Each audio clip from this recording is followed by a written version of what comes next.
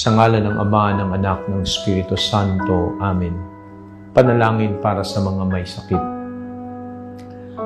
Ama naming mapagmahal, hinihiling namin ang kagalingan para sa lahat ng mga kapatid naming dumadaan sa anumang klase at uri ng sakit.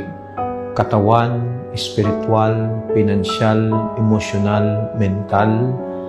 Patuloy mo silang samahan at patuloy mong ipagkaloob sa kanila ang kagalingang matagal na nilang hinihiling.